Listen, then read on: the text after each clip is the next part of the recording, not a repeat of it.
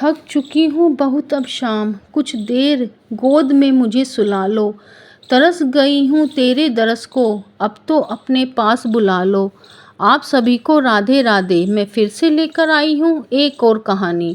उम्मीद करती हूँ ये सारी कहानियाँ आप सभी को अच्छी लगती होंगी ज़रूर, तभी तो आप इतने ध्यान से और प्यार से सुनते हैं। आप सभी के प्यार के लिए बहुत बहुत धन्यवाद। ये कहानी दिल्ली में रहने वाले एक दंपति की है। उनका जीवन बहुत ही खुशहाल था। उनकी पत्नी का नाम किशोरी था। वह अपनी पत्नी को बहुत प्यार करते थे, दिलो जान न्योछावर करते थे। उनकी पत्नी को अगर थोड़ी सी भी कुछ तकलीफ़ होती तो वो बेचैन हो जाते थे। वो चाहते थे कि उनकी पत्नी किशोरी हर पल खुश रहे, दुख उसे छू भी ना सके। उनकी पत्नी किशोरी कृष्ण जी को बहुत मानती थी। वो दिन रात बस कृष्ण कृष्ण का नाम जाप करती थी।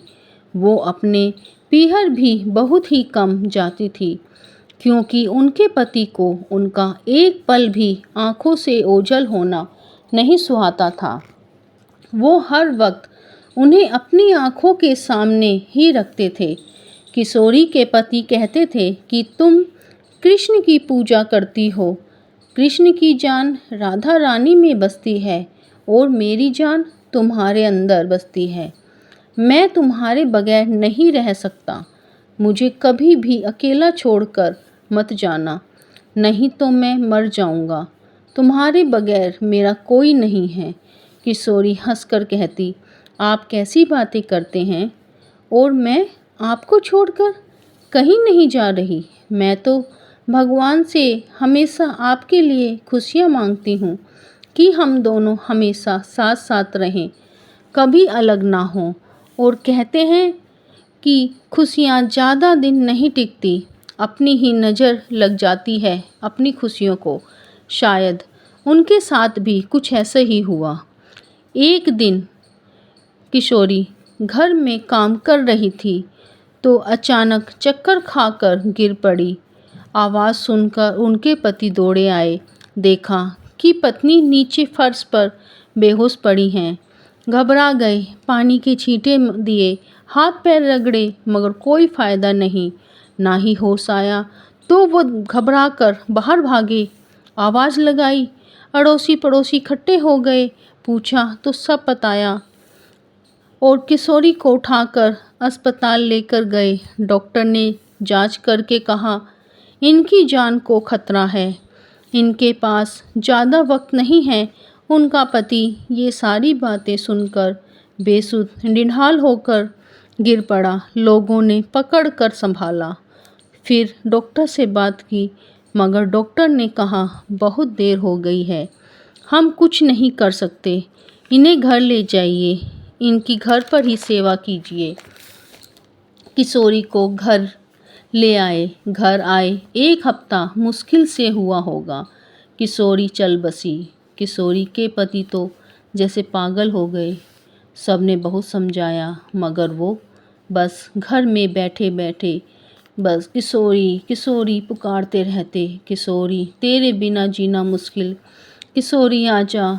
किशोरी के पति की ऐसी हालत देखकर सब परेशान। जो भी कोई मिलता आपस में सिर्फ एक ही बात होती कि किशोरी के बगैर तो ये पागल हो गया है। कितना प्यार करता था अपनी पत्नी को, जो उसके मरने पर भी किशोरी किशोरी पुकारता रहता है। कुछ दिनों बाद मोहल्ले के कुछ लोग इकट्ठे होकर उसके घर जाते हैं। वहाँ जाकर देखते हैं एक कोने में बैठा बस फ़ोटो हाथ में लेकर, किशोरी आजा, कहाँ चली गई किशोरी किशोरी, बस यही कह रहा था।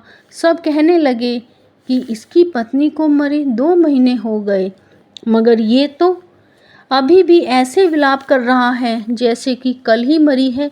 वो लोग उसके पास गए, कहने लगे, भाई हम सब बरसाना राधा रानी के दर्शनों के लिए जा रहे हैं, तुम भी चलो, तुम्हें थोड़ा सा अच्छा लगेगा। वो मना करने लगा। कुछ लोगों ने थोड़ी ज़बरदस्ती की तो वह मान गया, जाने को तैयार हो गया। फिर वो लोग दूसरे दिन बरसाना पहुँचे, मगर उसे तो क्या बरसाना और क्या राधा रानी के दर्शन। उसे एक ही रट लगी हुई थी, किशोरी तेरे बिन जिया नहीं जाता, आजा किशोरी कहाँ है किशोरी किशोरी। सब कहने लगे कि यार इसका तो वहाँ पर भी यही हाल था और यहाँ पर भी, क्या करें, इसे लाना बेकार हुआ, इससे तो ना लाते तो ठीक था, मगर अब क्या करें। कुछ लोग बोले देखो इसे घर ले जाओ या यहाँ पर छोड़ो, इसका तो यही हाल रहेगा। एक काम करते हैं, इसे यहीं छोड़कर चलते हैं, अगर कभी होश आएगा तो आ जाएगा, नहीं तो अगर मर भी गया तो राधा रानी के चरणों में जगह मिल जाएगी। फिर सब लोग उसे वहीं मंदिर के पास छोड़कर चले जाते हैं। उसे कुछ पता ही नहीं कहाँ हूँ कहाँ नहीं। पहाड़ पर एकांत में जाकर रोने लगा, मगर आने जाने वाले उसे कोई पहुँचा हुआ संत समझ रहे थे, जो कि रोए जा रहा था, किशोरी किशोरी पुकार कर। सब समझ रहे थे किशोरी कहकर राधा रानी को पुकार रहा है, मगर ये पता नहीं था कि किशोरी कहकर अपनी पत्नी को पुकार रहा है। ऐसे ही पूरा दिन बीत गया, ना उसने कुछ खाया पिया, बस रोए जा रहा है, आंखों से आंसू बह रहे हैं, किशोरी किशोरी पुकार रहा है। रात हो गई मगर उसका वही हाल, वही किशोरी किशोरी पुकारना, रोना जारी था। इधर लाडली जू ने थोड़ा सा परेशान होकर ललिता सखी से कहती हैं कि ललिते देखो, कितनी करुणा और दर्द भरी आवाज़ से ये हमें किशोरी किशोरी कहकर पुकार रहा है। पूरा दिन हो गया, रात बीतने वाली है, कितना दर्द है इसकी आवाज़ में, हमें पुकार रहा है, कितना रो रहा है हमारे लिए। ललिते जल्दी जाओ, इन्हें हमारे पास लेकर आओ। तो ललिता सखी हंसकर कहती है, हे राधे, आप इतनी करुणामयी कृपामयी हो, हर किसी पर इतनी जल्दी कृपा करती हो। मगर हे राधे, ये आपको नहीं पुकार रहा, ये तो अपनी पत्नी किशोरी को पुकार रहा है। इनकी पत्नी का नाम किशोरी था, वो मर गई हैं, उन्हीं के वियोग में ये विलाप कर रहा है। अपनी पत्नी किशोरी का नाम ले लेकर आपको नहीं पुकार रहा, मगर प्रथम नाम किशोरी तो मेरा ही है ना। और पूरा दिन हो गया, रात हो गई, यहाँ पर तो हमें ही किशोरी कहा जाता है। हे ललिते, अभी जाओ और हमारे भक्त को लेकर आओ। मगर लाडली जू कुछ नहीं, वो कह रहा है ना, हाय किशोरी, जिया नहीं जा रहा, उसको लाओ, मेरे पास लाओ। फिर एकदम से जहाँ पर वो बैठकर एकांत में किशोरी जी को याद कर रहा था, जैसे ही सामने प्रकाशित हुई कोटि कोटि लक्ष्मियों के भी सौंदर्य को परास्त करने वाला सौंदर्य, सारा अज्ञान सारी अवज्ञा नष्ट हो गई उनके दर्शन से। वो कहा, चलो किशोरी जी बुला रही हैं। देखा कैसे पत्नी के नाम ने साक्षात किशोरी जी के दर्शन कराए।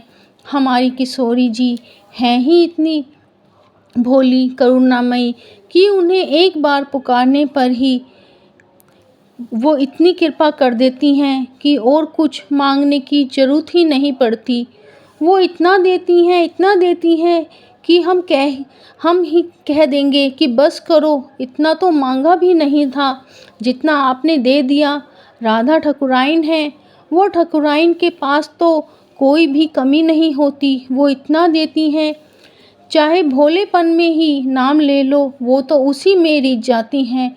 अगर सच्चे मन से पुकारो तो वो तो इतनी कृपा करती हैं कि आपके सारे काम बनते चले जाएंगे, पता ही नहीं चलेगा। इसीलिए तो उन्हें करुणामयी कृपामयी कहते हैं। कभी कभी कुदरत जानबूझकर हमें मुश्किल हालातों में डालती है ताकि उन लोगों के चेहरे पर लगे नकाब देख सकें जिन पर हम आंख मूंद कर भरोसा करते हैं। अगर आपको ये कहानी अच्छी लगे तो कमेंट में राधे राधे ज़रूर लिखना, लाइक सब्सक्राइब करना अगर अच्छी लगे तो। मैंने फेसबुक पर भी पेज बनाया है, फॉलो करें। फिर मिलेंगे एक और नई कहानी के साथ। राधे राधे।